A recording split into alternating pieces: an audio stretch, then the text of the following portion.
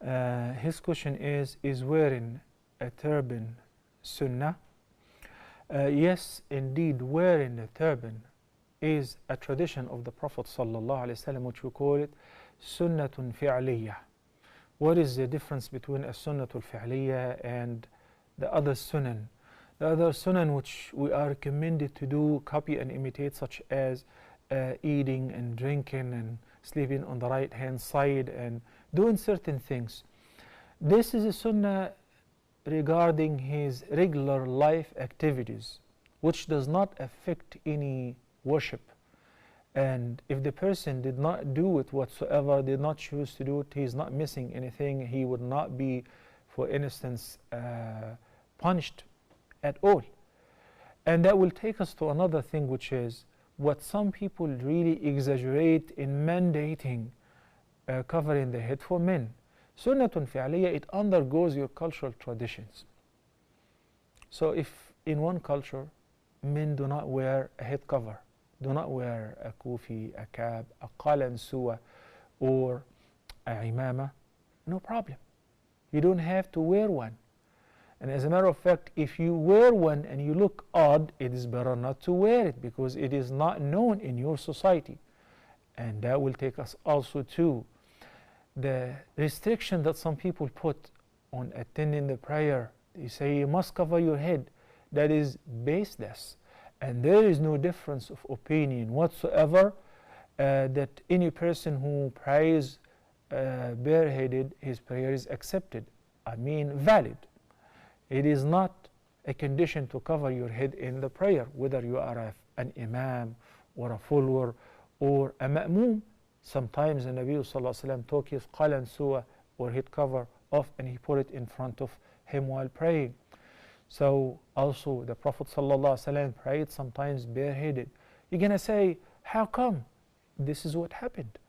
And also in the ihram, where it is not permissible for men to cover their head. How do they offer the prayer? How did the Prophet ﷺ offer the prayer in ihram and led the salah? There was 120,000 companions in Hajjatul Wada' with the Nabi sallallahu alayhi wasallam.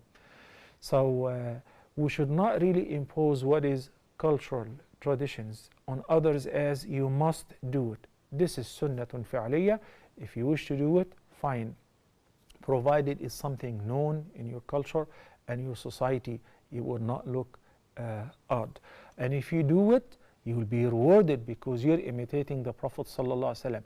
Copying and imitating the Prophet ﷺ in any tradition, whether it is regular life tradition, eating habits, taking a qaylula at a certain time, nap at a certain time, going to sleep at a certain time, all of that, if you do it with the intention of copying the Prophet ﷺ, you would definitely be rewarded for it. Somebody who saves a white thawb outfit, which he saves for Jumu'ah and Eidain, he says, I'm doing so because the Prophet ﷺ did so. You will be rewarded for that, even though it's a regular outfit we wear, whatever we wear, as long as it covers the awrah. I'm doing this because I heard the Prophet ﷺ used to spare one specifically for Jumu'ah and Eidain. What if I don't do that? What if I wear something, if I wear black? Halal. Any color other than red for men is halal, plain red of course, you know. So, but the person who says, "Oh, كان رسول الله صلى الله عليه وسلم يحب البياض من الثياب أو البياض من الثياب." He used to like the white color, so he chooses to wear white because the Prophet صلى الله عليه وسلم loved so, or give precedence to so, even though he wore otherwise. So with this intention, you will be rewarded. Abdullah ibn Umar ibn al-Khattab, may Allah be pleased with him, used to imitate the Prophet ﷺ in his walking habit. كأنه ينحدر من عال, as if he was going downhill, like somebody who was leaning towards the earth.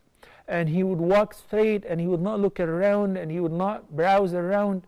He was very serious. So he would imitate he used to imitate the Prophet ﷺ.